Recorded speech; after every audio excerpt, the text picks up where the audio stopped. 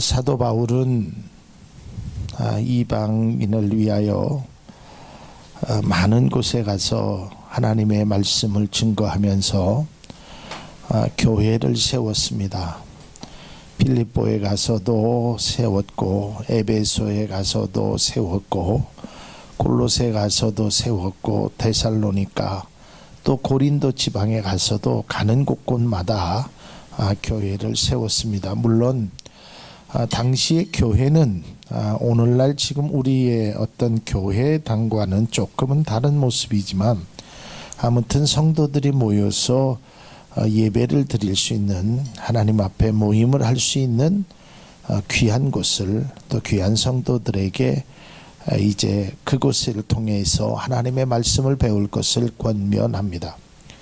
그러나 사도 바울은 몸은 하나고 다닐 곳은 많이 있었기에 이곳에 가서는 저곳에게 편지를 쓰고, 또 저곳에 가서는 또 다른 곳에 편지를 쓰면서, 심지어는 옥에 있으면서도 편지를 쓰면서 너희들의 믿음을 잘 간직할 것을 늘 권면합니다.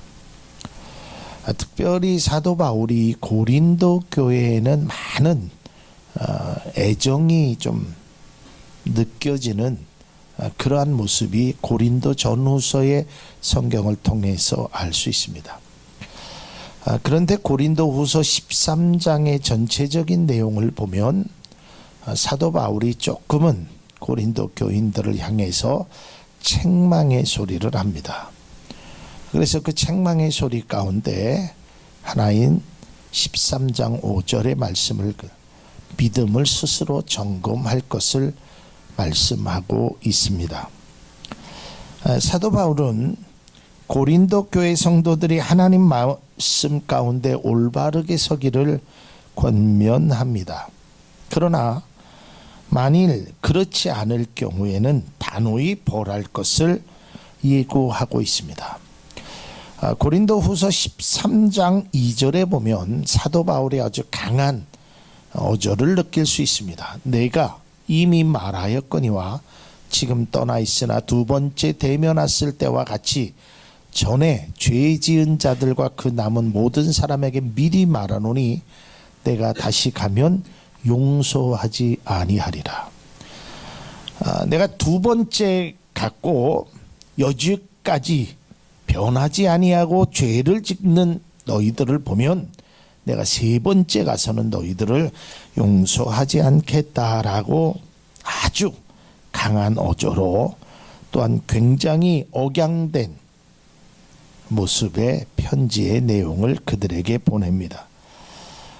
고린도 교회에는 대적자들이 교인들을 이렇게 흔드는 겁니다. 뭐라고 흔드냐면, 야, 사도가 예수님의 제자들인데 바울은 예수님의 제자가 아니지 않느냐, 그러니까 그 사람은 사도가 아니다.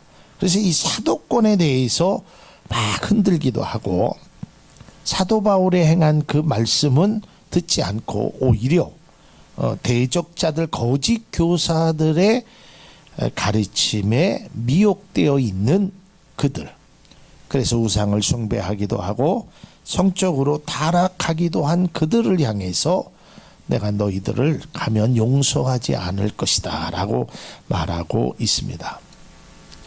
그러면서 사도 바울은 여전히 목자의 심정으로 고린도 교인들을 신앙적으로 권면하고 있습니다.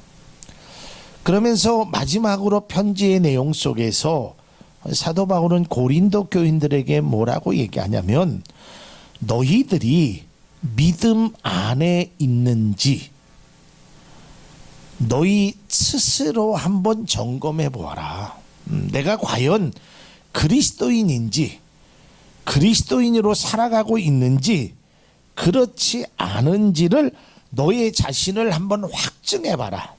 이것은 내 자신이 어떠한 사람인가 한번 스스로 알아라. 여러분, 우리가 여기에서 꼭 하나 깨달아야 될 것은 이겁니다. 누가, 어떤 사람이 나는 하나님 앞에 떳떳한 사람이다, 나는 하나님 앞에 부끄러움 없는 사람이다, 그렇게 얘기할 수 있는 사람은 아무도 없죠. 그 이야기를 하는 것이 아닙니다. 예수님도 아십니다. 우리가 다 죄를 지은 사람이고 또 죄를 짓고 사는 사람이라는 것을 알고 계십니다. 근데 문제는 죄를 짓고도 그 죄를 짓는다는 사실조차도 모르고 살아가고 있다는 것이 더 큰 문제가 되는 것입니다. 내가 지금 잘못된 길을 가고 있으면서도 잘못된 길을 가는지조차도 인식하지 못하면 그것은 오히려 잘못된 것이라는 거예요. 제가 전에요 운전을 하는데 그 병원 주차장이 조금 이게 처음 오는 사람들은 차를 대기가 또 이게 차가 나가는 게 좀 복잡합니다. 대학병원이. 근데 나는 내 길을 따라가는데 차가 이렇게 오는 거예요. 근데 거기는 오면 안 되는 길이거든요. 일방통행의 길이거든요. 그래서 내가 글로 들어오지 말라라고 이 방향등을 이렇게 라이트를 깜빡깜빡 했어요. 들어오지 말아라. 여긴 들어오면 안 되는 것이다. 그랬더니 오히려 그 사람도 자기도 깜빡깜빡 하는 거예요. 나보고 비키라는 거예요. 이게 이제 두 대가 이렇게 비슷하게 있었어요. 그랬더니 그 사람이 오히려 저한테 화를 내는 거예요. 왜 거기 가만히 있지 않고 나보고 오냐고. 그래서 내가 하도 어이가 없어서 아저씨 여기는 일방통행입니다. 이쪽으로 오시면 안 됩니다. 그랬더니 미안해서 그런지 들은 척도 안 하고 슝 하고 지나가더라고요. 내가 가는 길이 잘못된 길임을 알았다면 그 사람이 그렇게 하지는 않았을 텐데 오히려 자기가 가는 길이 맞다고 생각하고 맞는 길을 가는 사람을 그릇되다고 생각하는 것은 바람직스럽지 않다라는 겁니다. 여기서 성경에 믿음 안에 있는지라는 말은 우리가 깨끗하고 하나님 앞에 무슨 이러한 사람이 아니라 내가 과연 믿는 사람으로서 정말 내가 믿음 안에서 때로는 잘못하기도 하고 때로는 주님 앞에 부끄러운 모습으로 살아가지만 그래도 내가 믿음 가운데 살아가려고 애쓰는 자인지를 살펴볼 것을 말하고 있다는 거예요. 그래서 사도 바울은 궁극적으로 모든 그리스도인들은 그리스도 예수 안에서 살아가야 한다. 믿음 안에서 살아가야 함을 말하고 있습니다. 우리가 잘 아는 대로 갈라디아서 2장 20절에 그의 신앙의 고백입니다. 내가 그리스도와 함께 십자가에 못 박혔나니 그런즉 이제는 내가 사는 것이 아니요 오직 내 안에 그리스도께서 사신 것이라. 이제 내가 사는 것이 아니라 주님이 사는 것이. 근데 내가 육체 가운데 사는 것은 나를 사랑하사 나를 위하여 자기 몸을 버리신 하나님의 아들을 믿는 믿음 안에서 사는 것이다. 이제 나는 예전의 삶이 아니라 이제 그리스도인의 삶으로 살아가야 한다라는 것을 말하고 있다라는 것입니다. 믿음 안에서 산다는 것은 과거의 삶에서 벗어나 완전히 변화된 삶을 살아가는 것입니다. 내 중심의 삶이 아니라 주님 중심의 삶을 살아가야 한다라는 것입니다. 오늘도 우리 학생들하고 잠깐 이렇게 말씀을 함께 나누는 중에 아마 모든 학생들이 요 시기가 참 힘듭니다. 긴 겨울방학을 하고 이제 신학기에 학교가 바뀌기도 하고 또 반이 바뀌기도 하잖아요. 그러면 방학 때는 뭐 늦잠을 자도 괜찮고 생활 패턴이 그런데 이제 개학이 되면 이 생활 패턴이 바뀌어야 되잖아요. 아침에 일찍 등교를 해야 되고 또 학교 가서 공부를 해야 되잖아요. 이게 쉬운 것이 아닙니다. 우리가 믿음의 사람도 마찬가지입니다. 우리가 전에는 어떻게 살았던지 간에 이제 그리스도인으로서 우리가 삶을 살아가야 하는데 그리스도인의 삶의 패턴에 맞게끔 우리가 삶을 살아가야 한다는 것입니다. 그것이 바로 믿음 안에서 살아가는 것이 된다는 것입니다. 그래서 지난번에 제가 이 말씀 갖고 설교를 했죠. 요한일서 2장 6절에 보면 그의 안에 산다고 하는 자는 그가 행하시는 대로 자기도 행할지니라. 그러니까 우리가 믿음 안에서 산다라는 말은 믿음대로 행한다라는 것입니다. 그러니까 우리가 주님 자녀로서 살아간다라는 것은 주님 자녀로서의 삶을 살아가야 된다는 것입니다. 비록 그것이 힘들고 어려워도 이것이 주님 안에서 주님 뜻대로 살아간다라는 것이 매우 중요하다라는 것입니다. 여러분, 우리가 잃기 전에는 때로는 우리가 그것을 느끼기 전에는 그것이 얼마나 소중하다라는 것을 깨닫지 못하는 경우가 많습니다. 저는 말씀을 준비하는 가운데 아주 귀한 간증을 제가 보게 되었고 그 간증을 여러분에게 잠깐 소개하고자 합니다. 1995년 6월 29일 여러분 어떤 일이 일어났는지 혹시 기억하고 계십니까? 서울에 정말 명품만 팔았던 삼풍백화점이 붕괴된 날입니다. 사망자가 502명입니다. 502명. 부상자가 937명이라고 합니다. 물론 숫자는 조금 한두 명의 오차는 있을 수 있습니다. 아마 대한민국 역사상 6.25 전쟁 이후에 이렇게 한꺼번에 사람이 많이 죽은 적은 없었다고 합니다. 그 어마어마한 그 백화점이 그것도 아마 휴일로 제가 기억이 합니다. 그러니까 많은 사람이 더 있었겠죠. 한순간에 무너졌습니다. 백화점이. 당시에 회장으로 계셨던 분은 결국은 옥고를 치르고 나서 지병으로 세상을 떠났습니다. 그 아들 된 당시의 사장이었던 이한상 씨라는 분이 있습니다. 그분이 아버지와 함께 7년 동안 감옥 생활을 했습니다. 이제 그랬던 그가 이제 7년 후에 교도소를 나오고 올해 1월 달에 인터뷰한 내용의 간증입니다. 그는 어려서부터 교회를 다녔다고 합니다. 그리스도인이었습니다. 학생 시절에도. 이제 그러다가 아버지와 함께 사업을 했는데 그 사업이 굉장히 번창했습니다. 당시의 삼풍백화점은 강남에서 가장 비싼 물건을 파는, 그래서 돈이 많은 사람들이 애용하는 백화점입니다. 그래서 그 사업이 잘 되니까 그런 물질의 풍요를 이유로 하나님과의 관계가 점점 멀어졌습니다. 주일날 예배 드리는 시간에 사업상의 이유로 골프를 쳐야 하고, 기도 시간에 사업상의 이유로 많은 사람들과 술자리를 같이 했다. 근데 자기는 부족한 것이 없었다. 모든 것을 다 누렸다는 겁니다.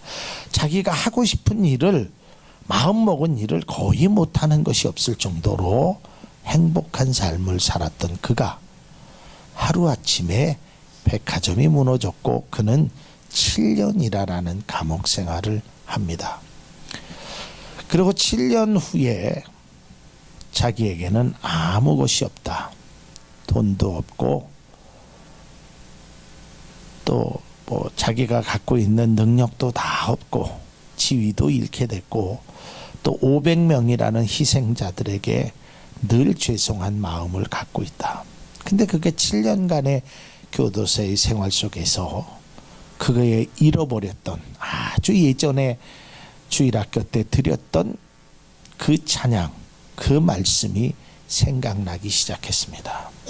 그래서 그가 그 말씀 중에서 예수님께서 요한복음에 기록한 것처럼 바요나 시몬아 내가 나를 사랑하느냐, 이 말씀에 그가 은혜를 받고 7년 교도소를 마치고 나온 후에 몽골로 선교사님을 떠납니다.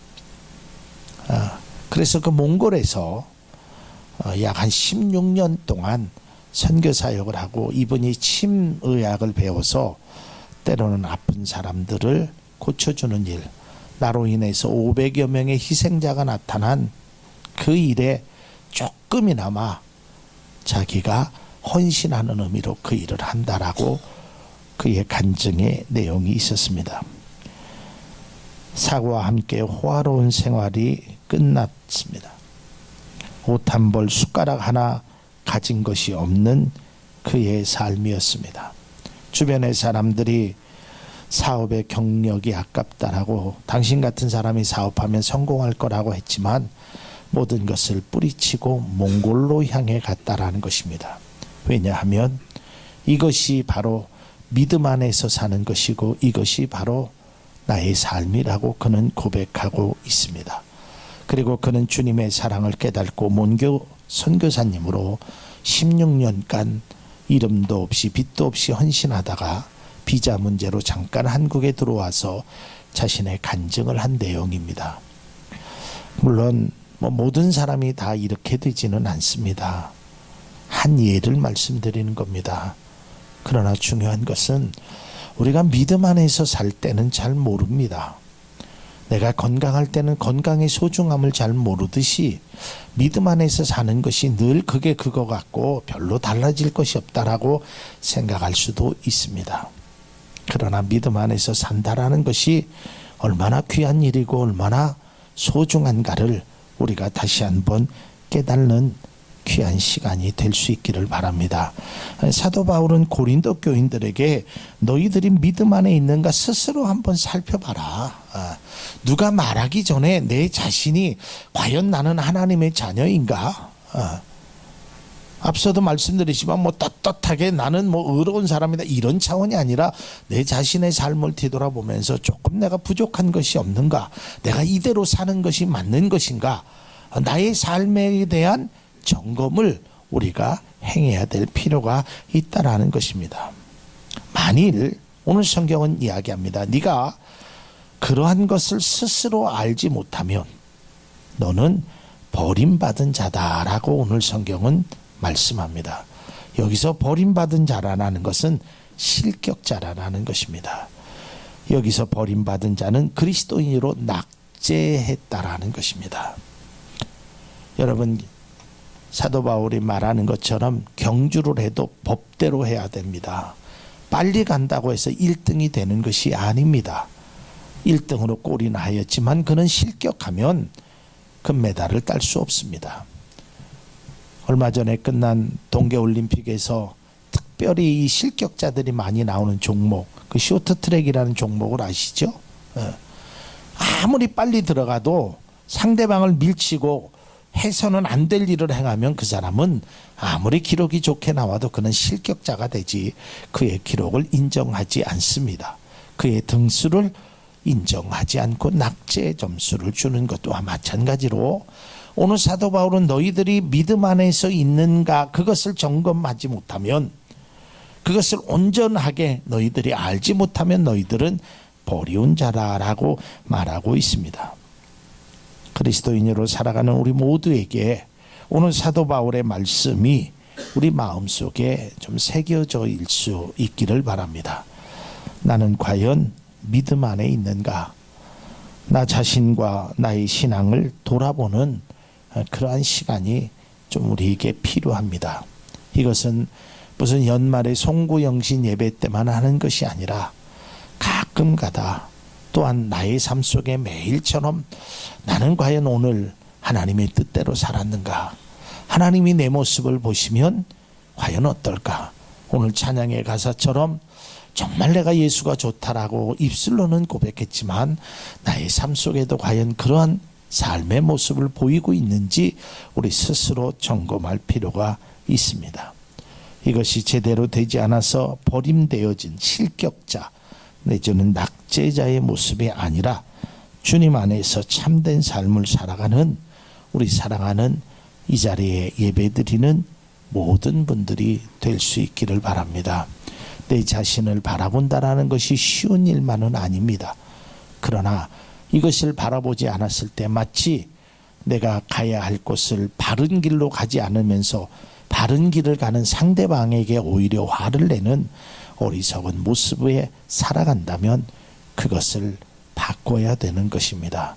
오늘 다시 한번 사도 바울의 말씀이 우리 마음에 새겨져 있을 수 있기를 바랍니다.